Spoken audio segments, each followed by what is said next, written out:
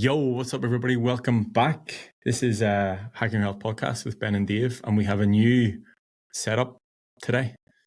Dave's as surprised as everybody else who is listening, but in the interest of keeping everything concise and delivering valuable information, we decided that what we would do on a weekly basis is deliver 10 things that we have found online in the health, tech, and performance space and discuss. I think the biggest thing that we're going to run into is trying to fit them all in and not going down all of the rabbit holes. But anyway, I mean, what's going on with you, dude? It's been a while. Well, first of all, hey, everybody. Welcome to the podcast, and appreciate everybody hopping in. Things have been good. Things have been really good. I'm starting my caloric surplus time, which, it's funny. I'm actually dreading it. Like, I'm really good. I've been really good at like, just not eating a lot of food, and I got kind of accustomed to it, like I've been lean this entire summer, which is like the craziest thing, right? Because, think about it, like how much I struggled with weight, how much I struggled with food, how it was just consuming my life, how overweight I got. And now I got it to where, like, I'm not going to admit this to you, so just mute me for a second. Okay. But I don't have to count my calories right now, right? Because I know my general food intake of what I need to have for the day. Now, when I start going into my surplus, I'm going to have to do that again, right? It's just another thing, but I got to such a comfort point to where, hey, as long as I was getting adequate protein and I knew roughly where my calories were at, I just stayed the same weight. I was between 215 and 220 this entire summer. Nice. And that's incredible. Like, if you think about that, I remember the last cut we did, I think I made it to like 220, right? Mm-hmm. And I'm much bigger than I was then. I had a whole year of muscle growth. And the fact that I was able to get sub 220 with that muscle growth and stay lean, see abs the entire time, just a testament to your process and like what's been instilled with me. It's taken, don't get me wrong, like it's taken years to get there, right? Years of forming habits, years of lifestyle, having an active lifestyle of going out and playing airsoft and doing HIIT training and lifting weights and, doing the right stuff and getting really good sleep. My sleep is second to none. I have great sleep. All those things coming together, I'm getting my blood work done tomorrow, but I anticipate it's going to be probably the best blood work that I've ever had, based on everything that I've been doing. So, just really enjoying this process and starting to dread now that I have to eat more because I'm so accustomed to not eating that much.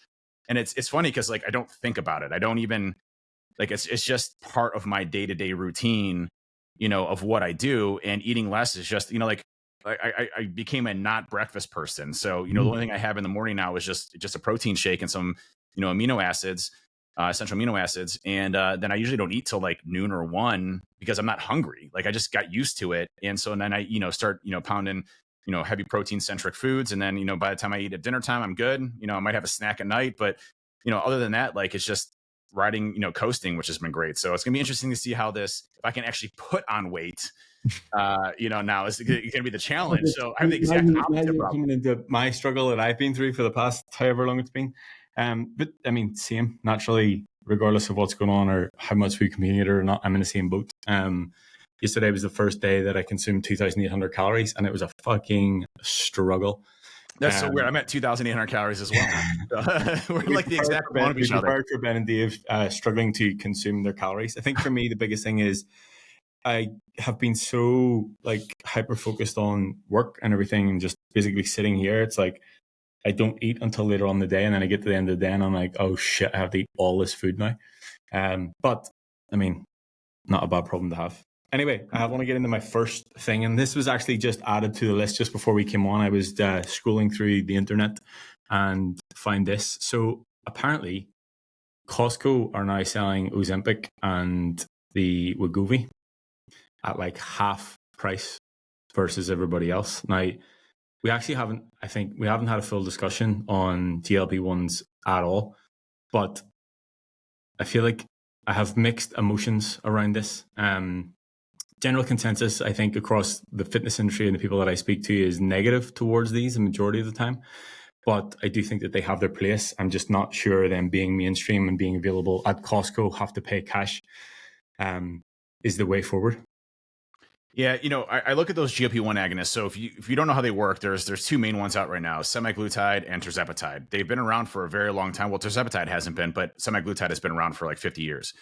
And it was for type 2 diabetes treatment. And what they realized from the data studies on type 2 diabetes was that there's substantial weight loss when leveraging those. And so the way that it works is it's a peptide, it's an amino acid that instructs your body to do certain things, right? And so your stomach sends signals to your brain to say, hey, I'm hungry or full. Now, with all of the microplastics and all the crap that we're putting into our bodies, the ultra processed food, the high calorie content, not really nutrient dense types of food, it wreaks havoc on our endocrine systems, our entire bodies. And so we're losing those signals to noise ratio balances in our brains. And that's why you see the obesity pandemic that we see today, largely due to sedentary lifestyles, ultra processed foods, microplastics, things like that are just causing all of these issues. And it's statistically significant. If you look at the 80s to today, our obesity rates have increased by like 4,000%. It's insane, right?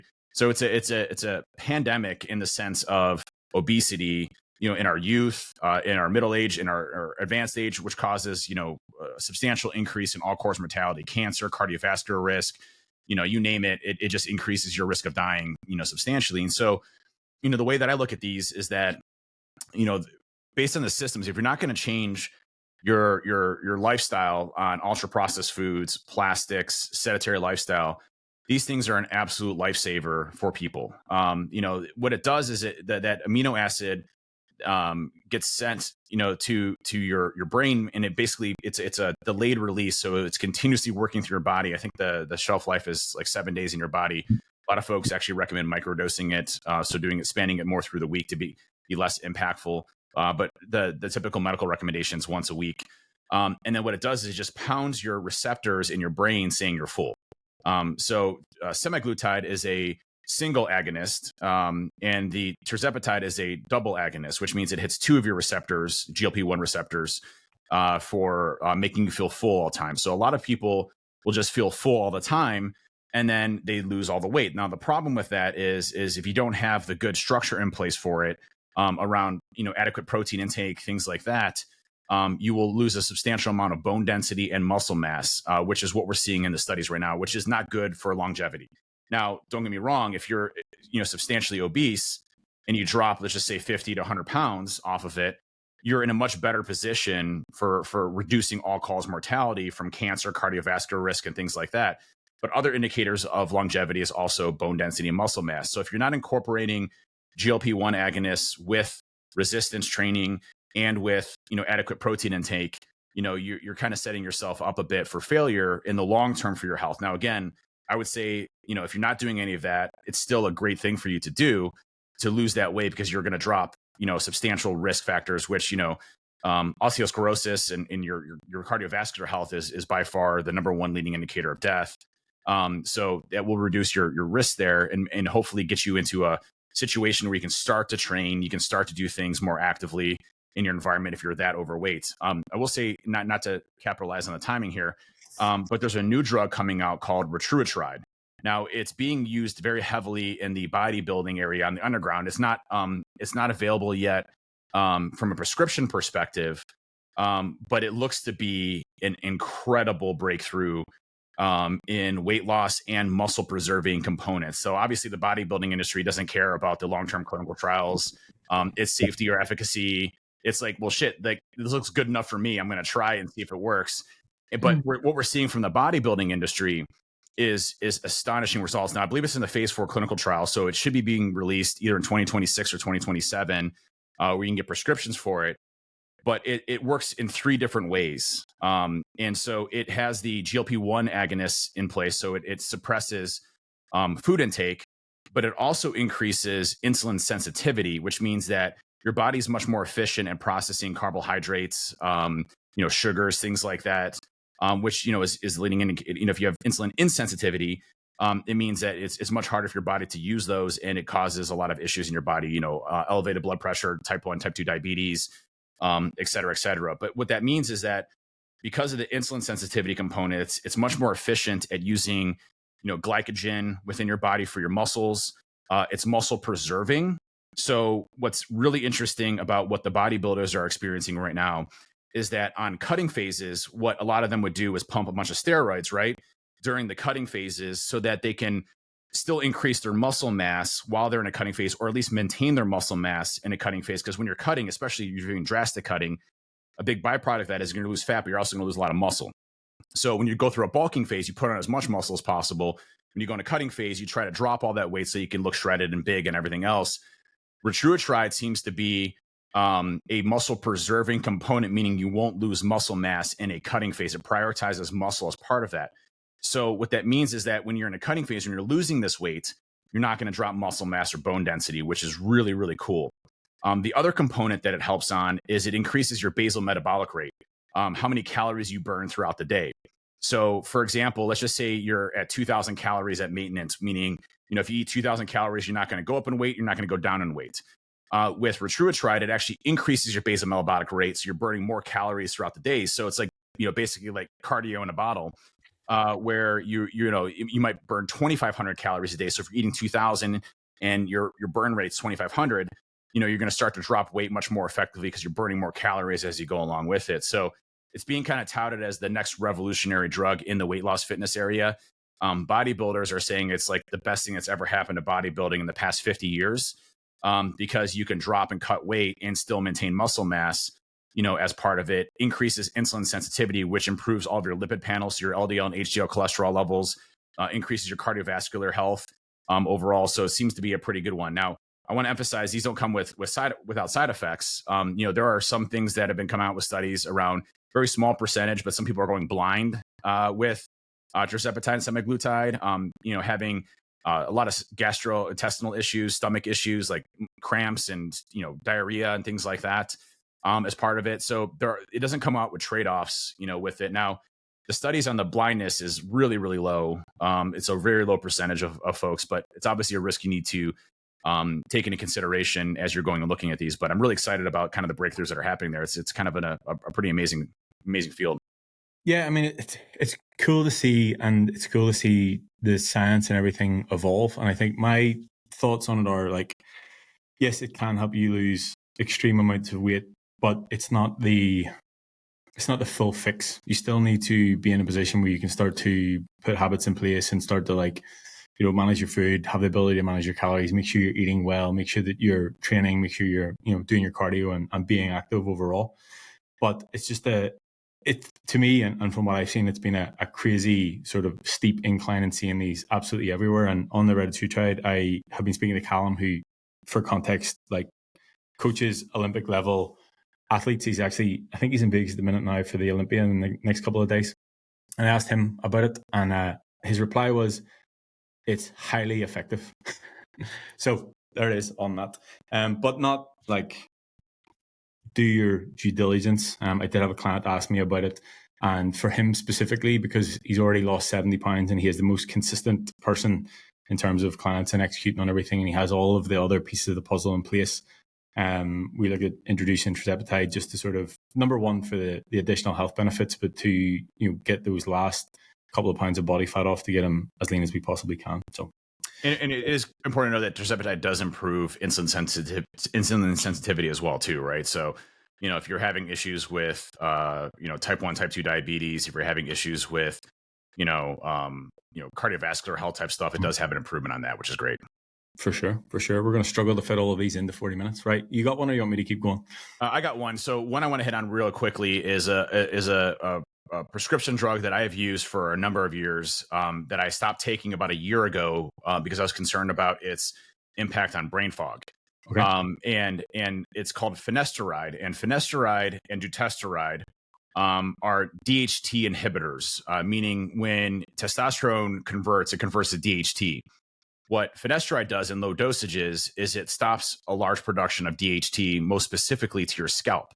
So finasteride is prescribed very heavily. It's the only FDA-approved drug that has been around for a long, long, long time. So this is where I'd like to caution everybody, is because a drug has been around for a long time doesn't mean it's great.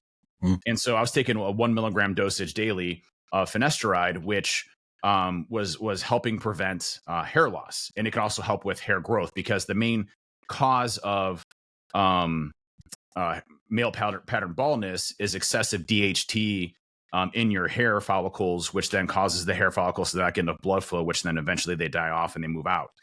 And so there's a new study that came out, two studies this year, that looked at the cognitive impact of finasteride, which had not been done before. So there have been side effects of finasteride around libido issues, things like that in a small subset of people usually dissipates when you stop taking it.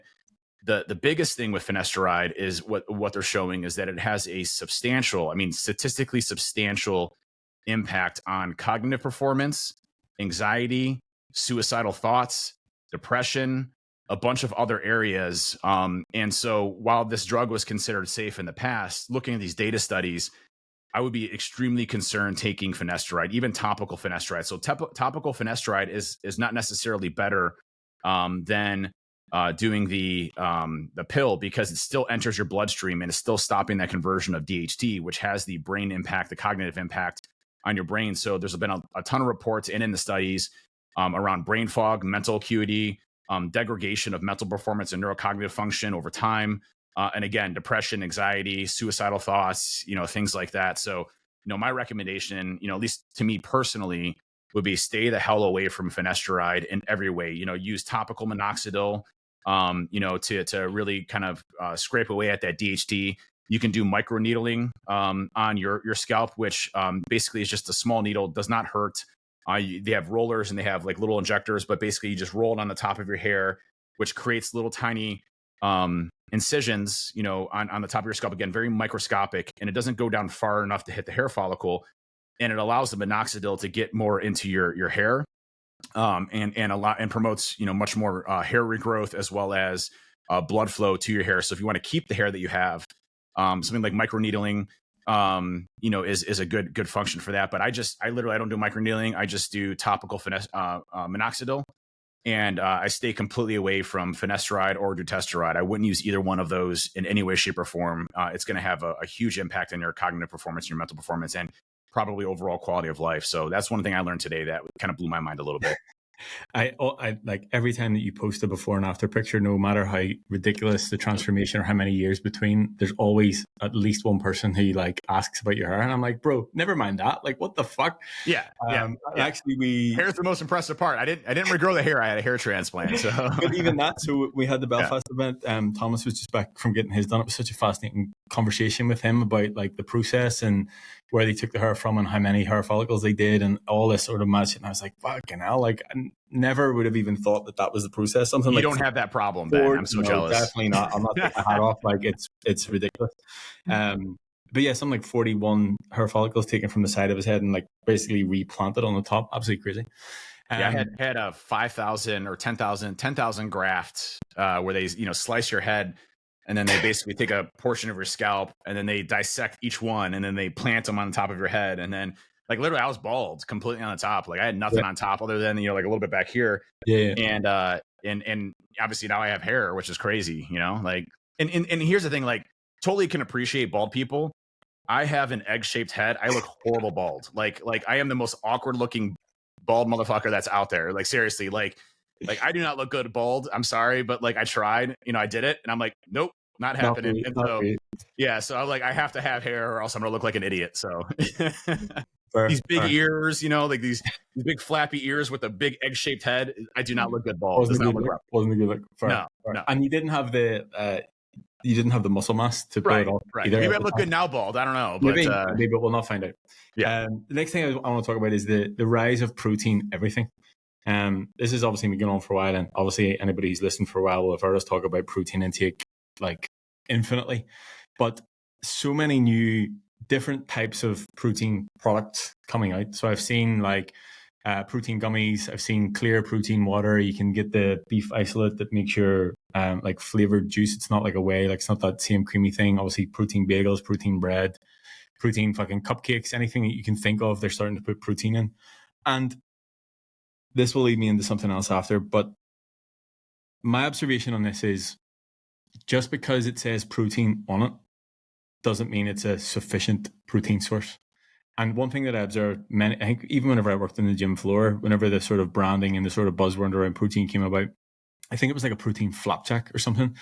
And whatever the rules or regulations are around how much a percentage of the product or the macros need to be protein, there were more carbs and more fats in the product, and it was still branded as protein. I've seen Starbucks now doing protein vanilla lattes, Burger King now have protein shakes.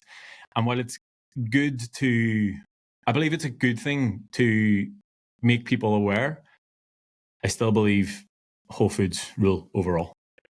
There's no question about that. I mean, the nutrient density in whole foods is more than what you're going to get out of the highly processed type of things that you're getting out of there, right? And just because it says, let's just say it says 20 grams of protein, doesn't mean it incorporates the amino acids, the branched chain amino acids and essential amino acid content that you need for your body to produce muscle growth. So not all protein is created equal. And so, that's why it's really important on the whole food side. If you look at density, size, chicken being one of the most densest foods for protein, the leanest in fat, high protein or high branching amino acid profile for leucine. Those are going to be the ones that promote more muscle growth. If you look at a lot of the, vegan proteins, the plant-based proteins, even some of the whey proteins, if you look at the actual breakdown of the essential amino acids in there, a lot of them aren't focused on muscle growth. And so if your goal is to hit your protein goals and to build muscle, if you're using bad protein sources, it's not good for you for the muscle growth process. You're not really hitting your protein goals. And just to break this down a little bit, when your body uses protein, it breaks them down into what are called amino acids. Okay. And those amino acids, there's a form of different forms of amino acids that are used for different parts of your body. Most specifically, branched chain amino acids, BCAAs, leucine, isoleucine, valine, a few others are used specifically for the muscle growth process. And this gets into my second one that I was going to hit on, so we can use this as a co-joint one, is that there was a data study that came out around the leverage of essential amino acids versus protein. And what they did is they took two control study groups, very, very focused. So this is control studies, meaning they handle all the food prep, meal prep, everything else for these control studies, and everything that they ate over a period of time. And these were two groups, and they were both active, lifters, things like that. And they were injured. Okay. And what they were trying to determine was what was the rate of muscle loss or strength loss over a period of time when they weren't training appropriately. So when does that happen? And then what happens when you supplement with protein versus just essential amino acids? So no protein or low amounts of protein and essential amino acids. And what they found is in the control study group that just took protein, they had a pretty substantial degradation over a 3-month period of strength and muscle volume size just by eating protein. Okay, so this is over, I believe, a 3-month period of just supplementing protein versus amino acids. So if you're not lifting for 3 months, your body basically says, hey, I don't need this muscle anymore, and it starts to wind it down a bit. And there is a lot of great data studies on like that comes back very quickly. Your muscles learn from that, and they actually grow faster if you've been to a certain point before. But the crazy part is the folks that were taking just the essential amino acids had a extremely small percentage. It was like a less than 3% degradation in strength and muscle size, like nothing. Like they lost nothing over that 3-month period. And what that shows you is that protein itself, your body will use it for a lot of things in your own body itself. It can convert it to fat, for example. It's a much harder process. It typically doesn't do that, but it will use protein where it needs to. But when you're giving it just essential amino acids, your body can't use it for anything else other than muscle. So it's going to give it to that muscle to keep that size and volume and texture and strength, the fast twitch and slow twitch fiber muscles in your body. And so, just by taking essential amino acids, like that's my intro workout is I have essential amino acids first thing in the morning with 20 grams of creatine. I'm ensuring that I have exactly the right amount of stuff that I need for my body to continue to promote muscle growth. And then I, spread protein throughout the rest of the day. But it just goes to show you not all protein is created equal. Yeah, and that leads into my next point as well. But to sort of go back to what we were saying about the, all of the protein products, from what you're saying and what I gather, it's not necessarily the protein is the thing. It's the amino acids that the protein provides is what helps and aids your body. So if you're having subpar protein products like fucking gummies and fucking iced vanilla lattes from Starbucks, you're not getting the benefits of the amino acids, so you're not actually getting the benefits of the protein in the first place. They do have their place, and I will say that the recent discovery of the David bars they're actually pretty good in terms of calories to protein ratio. But things like that, if you sort of fall into think about 80% of your foods being whole foods, single source ingredient, and then 20%, you can sort of filter that into your protein intake as well. one thing that we're doing, and this isn't an observation from the internet, this is just what we're doing on the inside for October, is trying to focus on whole foods as much as possible. I had started to notice people who were sharing their food and their food log and their food diary. They were slipping away from the 80% whole foods to 20% like party time, whatever you want. And it got to maybe 70-30, 60-40, 50-50. So we've tried this before, and there's a lot of benefit to doing it as a group, because people are sort of going through the process and sort of redefining how they eat and sort of making better conscious choices to consume whole foods. Myself included, like I have been not necessarily avoiding whole foods, but probably avoiding well-rounded meals, as in just eating a protein source and a carb source and not looking at the micronutrients and everything that comes along with it. So the month of October, everybody on the inside, the cyber athletes that I've now named them, are focused on whole foods overall, which has been an interesting couple of days so far. Yep. All right. One thing I learned is there's a new data study out on 3-minute rests in between sets. I did see you tweet about this. Yes. And this is important because when you look at how you lift weights, you always see the folks in the gym that are always on their phone, just waiting between. They probably had it right. So what this means is when you're putting your muscle through any type of stimulating effect, it increases the temperature of that muscle, glycogen replenishment, all that stuff comes into place. So fuel for the muscle, as well as the temperature of the muscle. There's actually a really cool thing that I have. It's like this little pod, and you put your hands on it, and it's like a refrigerator, and it cools your muscles down. So there's certain parts in your body that don't have hair, and one of those happens to be your hands. And so it allows your blood to cool off much faster. So you put your hands on this, and what they've shown in the data studies is that people that use this can actually increase their muscle training, their hypertrophy training, by upwards of 50%, because it cools your muscle down much faster to allow it to increase more volume during that specific weight lifting session. And so what this data study looked at was, if they took a control group, and they gave them a 1-minute rest period, a 2-minute rest period, and a 3-minute rest period, I think a 4-minute rest period.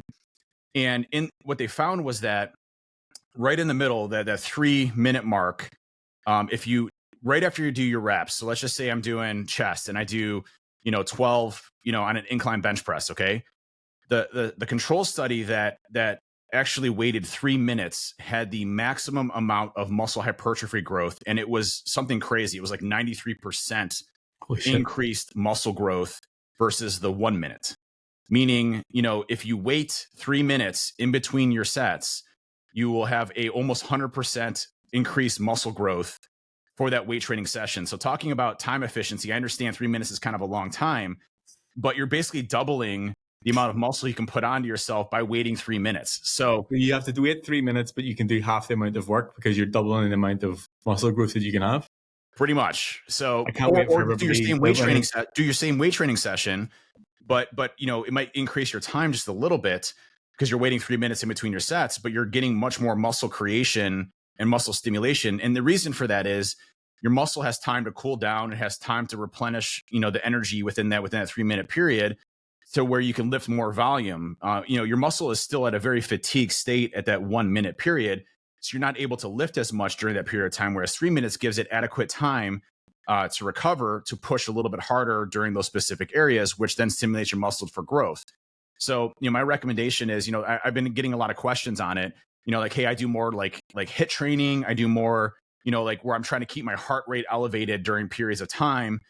That's not going to necessarily work for you. However, let's just say you're supersetting, for example, and you're using opposite muscle groups. So if I'm doing, chest and then I'm doing biceps, okay, as an example, that 3 minute mark happens when you're done with that chest exercise, because you're using opposing muscle groups that aren't warmed up, during that period of time. So your 3 minutes really start after that chest exercise, right? And then after that bicep exercise. So, if you think about it in between, maybe you do, chest for 12 reps, and then you do bicep curls for 12 reps.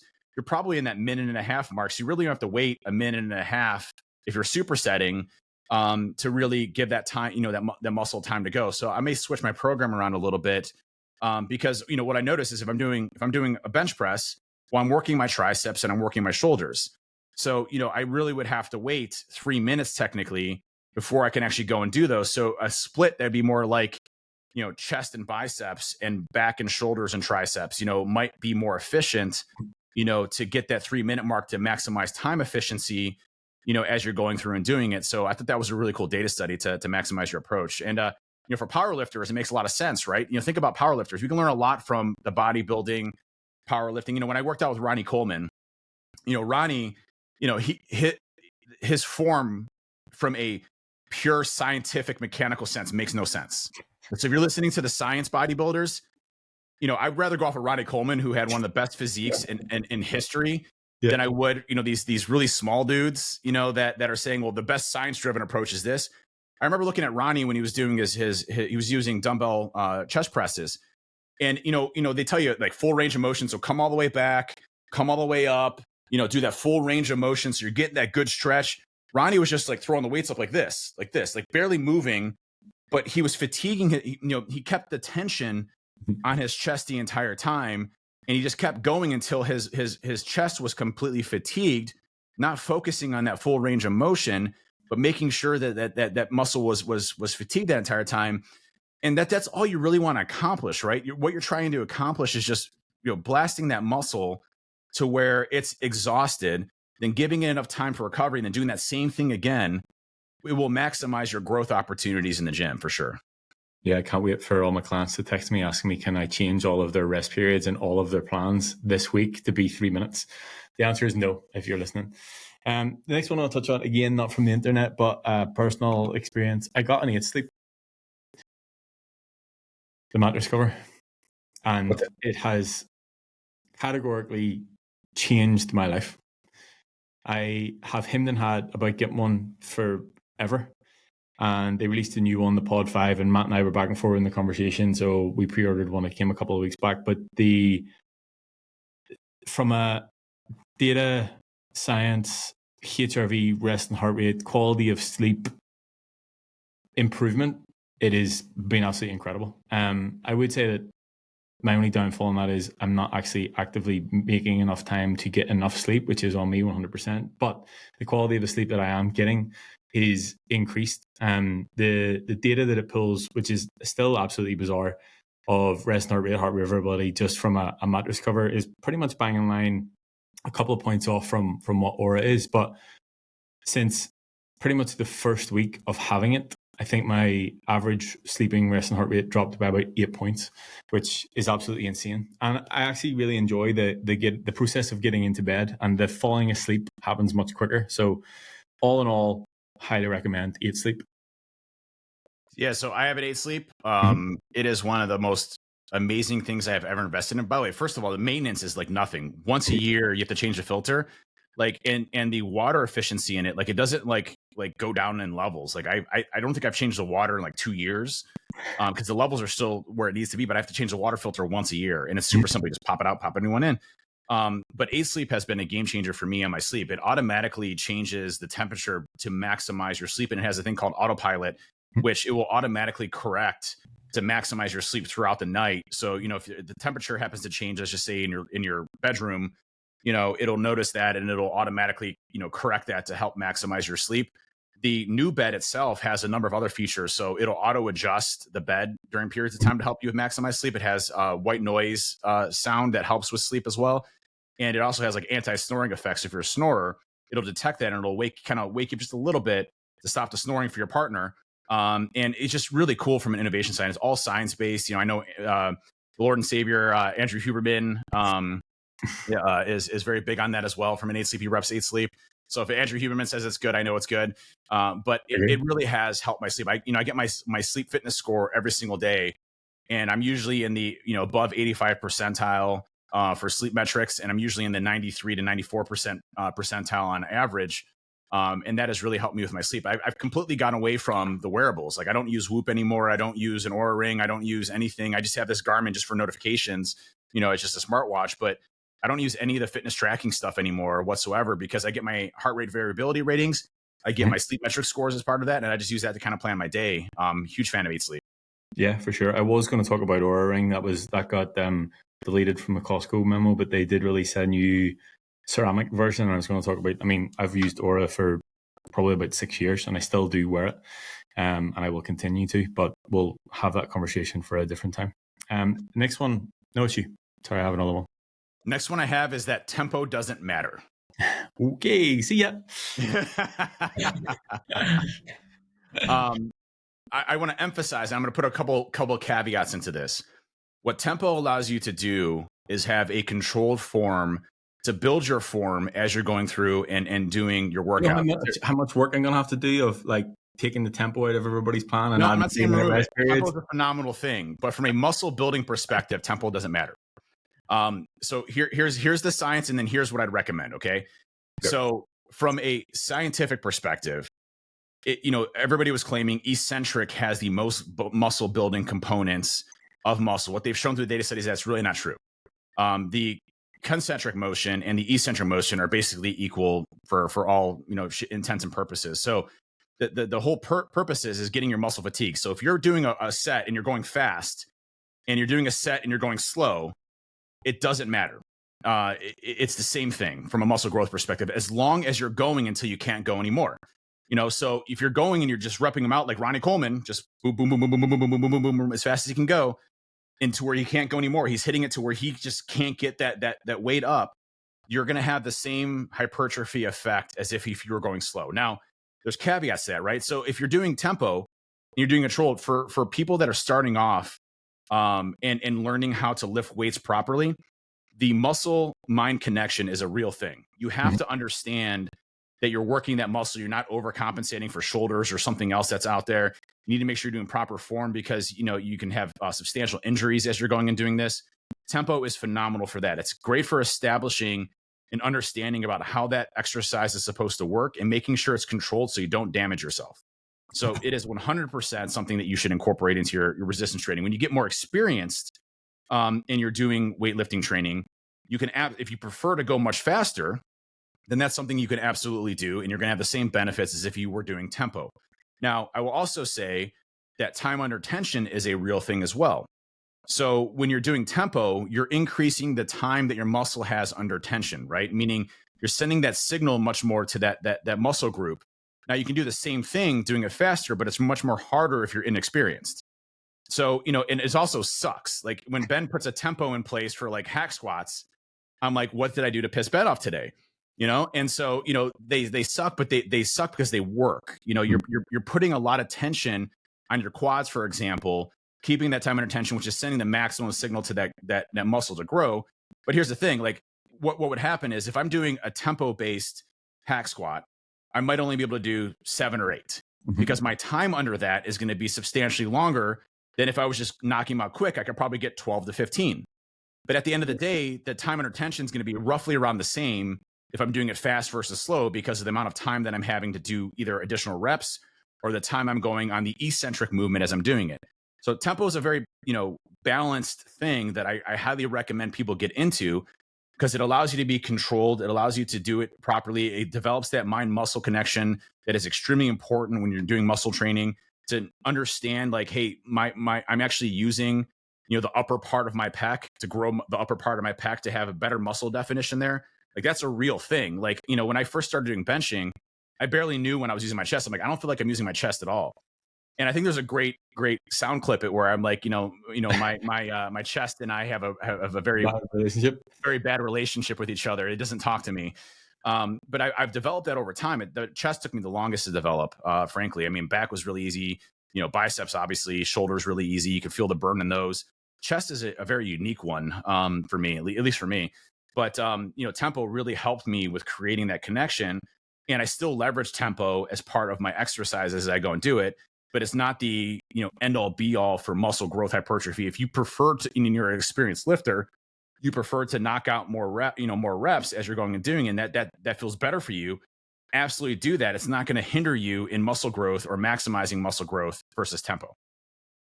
I agree. And my comeback on this was going to be time under tension and your ability to actually execute the movement, because I know now I can make any weight feel difficult because I can actually just contract the muscle, and I have the ability to do so. So it definitely comes down to your ability to do that, your ability to understand what the movement or what the movement and what the muscle is that is working, and the time you spend doing that. So again, if any of my clients are listening, I'm not taking tempo out of your plan either. Another one I want to talk about, I was listening to a podcast with, it was Jack Neal and Alex Hormozy, but they were talking about Brian Johnson and obviously his fucking, he wants to live forever. Would you like to live forever? It's funny you mentioned that question. I think about this a lot. Like I do feel like in the next probably 30 to 50 years, we will cure death. I really do believe that. From the scientific advancements and research on aging, there's some really great studies out there right now that are extremely promising on either slowing the process of aging to where we can live to like 150, 200 years, or completely eliminating it, the aging process completely. I do think that is absolutely within our capabilities in science to be able to do that. And I think in the next 50 years, we'll have that. And the question is, if you have that available, do you want that? Mm-hmm. And as long as, here's my 2 cents on this, as long as I can maintain a high level of quality of life, as in I'm energetic, I'm able to do things, I'm not, frail and having trouble getting off, my cognitive function, my biggest fear in life is neurodegenerative disorders like, Alzheimer's, things like that have that cognitive stuff where you don't recognize your family, you're not really there as a person. Like that terrifies me. So as long as we can, have quality of life with extension of life, I'm absolutely for it. I would love to live forever. I'm a Christian. I believe in the afterlife. I believe, that there's a heaven and a hell and all that good stuff. And I try to live my life through those kind of principles of helping others and making the world a better place. And I think if we're able to do something like that, it's, that's something that I struggle with because, it's like in the book, it's like, hey, you all live and die. Well, if we cure that, is that really the case? At the end of the day, am I supposed to do that? I don't know, but I probably would do it. Just so I could be here for more of my kids and my grandkids or great grandkids or great grandkids. I think that'd be awesome. So, if you actually look at some of the statistics, like our birth rate is in a massive decline right now. We don't have enough population to sustain our current ecosystems. And this is across the world. Japan is the most hard hit for population decline. In fact, you get like huge government incentives to have kids in Japan because their birth rate is just plummeting. Same thing, it's like impacting our schools. Like, so schools we just had one here recently where Cleveland is canceling 20 of their college courses because they don't have enough students to fill the area because of the population decline, the birth decline. So you're starting to see the early warning indicators of like schools that when you come out of K-12 going into college, they don't have enough students to fill those roles that it currently had at its previous rate, its baby boomer days and things like that, right? And so, population decline is a real thing. We need to be making more kids, not less kids. And so, the longevity aspects may have a nice impact on the economy as well as part of it, just a kind of a sub tirade there. Do you think that though, maybe it is the decline in birth rates, but do you think it's also maybe people not going to college because people see a different way? I do and I don't. Like the stats directly correlate to, and it's even workforce areas too. It's like staffing for even the jobs that, you typically would get if you don't go to college, right? Like the blue collar jobs, things like that. There's a massive need for those types of skilled workforces, and they can't find enough people to actively go and do that. So I do think there's a direct correlation to population decline versus, people that are going to college or not going to college. I think, there are 100% industries. If you look at the AI ML space, I like to equate that to early day cybersecurity. I got to be a chief security officer of a Fortune 1000 company without a degree, which was unheard of in any profession, at that period of time. But the need was so great that they were willing to look away from the college degree program portion. And I think you see that a lot with the AI ML space. If you're a rock star in machine learning, you can completely circumvent any type of experience that you need from a college course level and get a very high paying job in those types of areas because it's heavily in demand, right? But the population decline is having a direct impact economically and will continue if the trends continue the same way. So it's not just that all these like early teens and 20-year-olds are just making loads of money on TikTok Shop and they just decide they're not going to college. Very small percentage. Very small percentage. Very small percentage. Last one over to you. It's like getting drafted to the NBA. Like your chances. Yeah. Right. Your last one. Well, where we're finishing on? What was my last one? I had it and I lost it. Oh, it's just one thing that I learned is, I have gone, and this is like actually this week is kind of this epiphany, is that the weight training that I was doing, let's just say 2 years ago or even a year ago, or even, up to recent, was always focused on what I like to call, or what is typically called power building. Okay. So a combination of high strength and a combination of hypertrophy or higher rep ranges in volume to get both the fast twitch and slow twitch fibers in your muscles. So you have fast twitch, your explosive, strength based muscles, which typically don't grow that much in size. And then your slow twitch fibers, which are more so for endurance and the volume of size. So, if you think of endurance, your muscles need to have a large volume to handle the endurance levels of high amounts of volume training that you're doing. And so we have two types of muscle fibers that kind of work, together for strength and for endurance. And so my training was very much focused on, my first compound movement would be very, very heavy. And then my second one would be more on the endurance and volume side. So what I've done is I've kind of blended that all together to be more both strength focused, but less so on, I'm not trying to hit a 600-pound deadlift anymore. I'm not trying to hit, a 600-pound squat. I'm not trying to PR on bench at 355. I've stopped doing that type of 1 rep max stuff. And what I've really focused on is when I'm doing my movements, I try to go as heavy as possible first to kind of fatigue the muscle, still within that 8 to 10 rep range. I'm not doing the 3 to 5 anymore.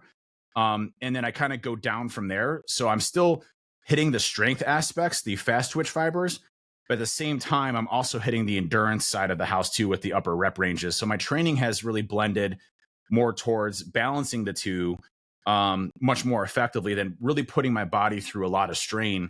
What I've noticed is, when I hit that 600-pound deadlift, highlight of my life, but I'm probably never going to hit that again. And it's not because I don't want to. I could absolutely train for it and I can absolutely do it. But I remember the way I felt after I did it. After the endorphins and everything else kicked off, my body shut down. It was like, dude, whatever you're doing, stop doing this. My CNS was like, I'm done with this shit. I'm tapping out. And so I was just putting my body through so much strain that I wasn't enjoying it as much anymore because I was always focused on hitting that next level. And don't get me wrong, hitting a PR is an amazing thing, showing you that you can do it, but you can do it in different ways. So for me, I always make sure, I write on the board, I have a board of how much I lifted that week. I always try to go up. I'm always trying to increase the amount of either A, volume that I do, or B, the amount of weight that I actually push up to go and do it. So I'm still focusing on the two, but it's really much more a blended approach. And I feel so much better because of it. My body feels better. My soreness feels better. And one last tidbit, it's going to be kind of like my 5.5, is that by taking omega-3 fatty acids, I just saw a study that came out recently. If you take omega-3 fatty acids, it actually stops muscle soreness within 24 hours by over 90%. So omega-3 fatty acids really help with the recovery process of your muscles, but it also helps the muscle repair process by over 40%. So it increases your ability to recover faster as you're going and doing it. So not only the cardiovascular benefits, the joint lubrication, the EPA versus DHA, the brain cognitive functionality that you get with omega-3s, it also helps with recovery as well. So heavily recommend omega-3s. Okay, good. I think that whenever you come to those levels of weight, the recovery is becoming an issue. Do you know what I mean? It's the stress that the beyond normal levels of stress that it puts in your body, and that's a conversation I had with Thomas too. Well, that's it. We made it. I think we're going to have to work on our timings with everything, but we made it. Maybe we do 3. Maybe we do 3. Nah, I've committed to 10. We're doing 10. We'll just need to be some. We'll be quick. What we'll do is 3 each, but that's fine. I'm gonna put a timer on, and we'll cover that, and then we'll do one at the end that we can go down the rabbit hole on one thing that we decide at the end. So that's what we'll do. But anyway, thanks for listening. Check us out on discord.com, discord.gg/wehackhealth. And if you have any suggestions, anything you want us to talk about, drop them in the comments. We'll see you next week. Later off.